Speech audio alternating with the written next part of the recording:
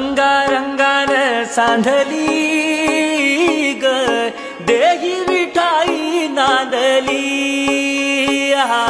गाठया भंगा बांधली ग देही विठाई नांदली विठूचा गजर हरिनामाचा झेंडा रोविला विठूचा गजर हरिनामाचा झेंडा रोविला वाळवंटी चंद्रभागेच्या काठी डाव मांडिला वाळवंटी चंद्रभागेच्या काठी डाव मांडिला विठूचा गजर हरिनामाचा झेंडा रोविला सुस्वागतम. नमस्कार, मी धनश्री चव्हाण. मी तुमच्या सगळ्यांचं स्वागत करते माझ्या यूट्यूब चॅनलमध्ये.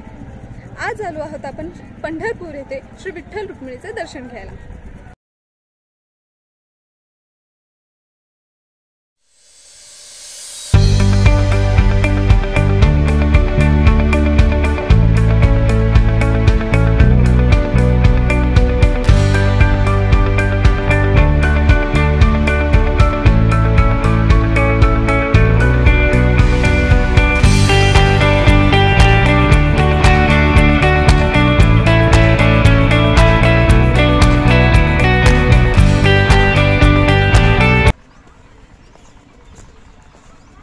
सध्या आपण उभे आहोत चंद्रभागा या नदीच्या पात्रात.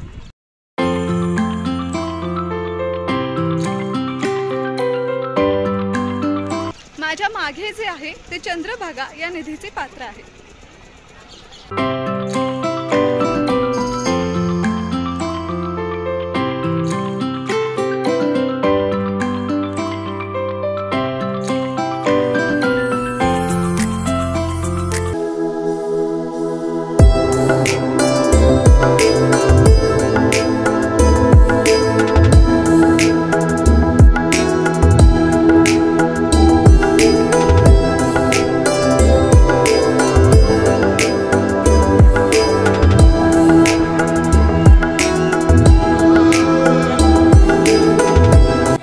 त्रिपुरासूर नामक एक दैत्य होता. त्या दैत्याला भयभीत होऊन सर्व देवांनी भगवान शंकराला प्रार्थना केली. तेव्हा भगवान शंकराने युद्धात त्रिपुरासुराचा वध केला. युद्धामुळे भगवान शंकराला आलेला घाम धरतीवर पडला. तीच ही भीमा नदी. पुढे ती वाहत असताना चंद्राच्या आकाराचे स्वरूप प्राप्त करते, म्हणून हिला चंद्रभागा असेही म्हणतात.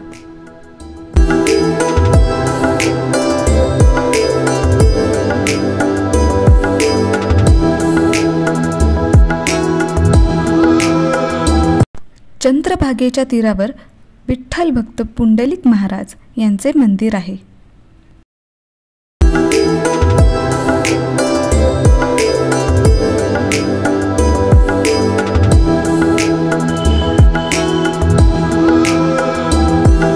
आता आपण चंद्रभागेची पूजा केली. आता आपण मंदिराच्या दिशेने निघालो आहोत. प्रत्येक ठिकाणी दर्शन घ्यायची एक वेगवेगळी पद्धत असते. इथल्या पद्धतीनुसार पहिल्यांदा नामदेव पायरीचे दर्शन घ्यायचे, मग विठ्ठल रुक्मिणीचे दर्शन घ्यायचे. नामदेव हे विठ्ठलाचे निस्सीम बालभक्त होते, ज्यांची निरागस भक्ती पाहून देवांनी त्यांना पहिल्या पायरीवर विराजमान होण्याची विनंती केली, ज्यामुळे येणाऱ्या भाविकांना पहिल्यांदा नामदेवांचे दर्शन होईल. आता आपण सध्या मंदिराभोवती प्रदक्षिणा घालतो. विठ्ठल आणि रुक्मिणी म्हटल्यानंतर आपल्याला प्रथमतः जी मूर्ती लक्षात येते, रियालिटीमध्ये तसं नाही आहे. इथे विठ्ठल आणि रुक्मिणी दोन वेगवेगळ्या मंदिरांमध्ये विराजमान आहेत. हे रुक्मिणीचे मंदिर आहे. त्या मागची कथा अशी की भक्त पुंडलिक आई वडिलांच्या सेवेत मग्न होता. त्याची परीक्षा घेण्यासाठी म्हणून त्याचे आराध्य श्रीकृष्ण त्याला भेटायला आले. आपल्या वृद्ध आई वडिलांच्या सेवेत समर्पित असलेल्या पुंडलिकाने आपल्या शेजारी असलेली वीट पुढे सरकवून आपल्या आराध्यास काही काळ थांबायला सांगितले. आपल्या भक्ताचे त्याच्या आई वडिलांप्रतीचे समर्पण पाहून श्रीकृष्णाने पुंडलिकाला वरदान मागायला सांगितले. तेव्हा पुंडलिक म्हणाला, माझे आराध्य स्वतः माझ्यासाठी विटेवरती वाट बघत उभे आहेत. मला आणि काय हवे? तुम्ही आहात तेथेच उभे राहा आणि तुमच्या भक्तांना आशीर्वाद द्या. म्हणून पुंडलिकाला दिलेल्या वरदानाप्रमाणे विठ्ठल आणि रुक्मिणी आपल्या भक्तांसाठी आहे तेथेच वेगवेगळ्या जागी उभे राहिले.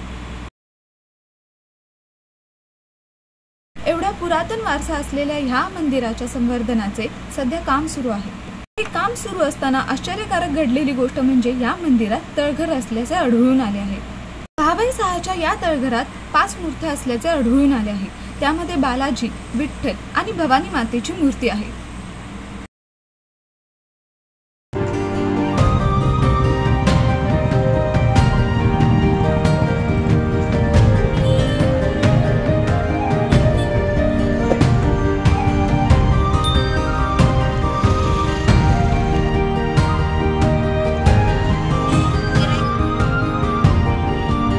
तर अशी आहे पांडुरंगाची पंढरी। व्हिडिओ आवडल्यास लाईक करा, शेअर करा आणि सबस्क्राईब पण नक्की करा।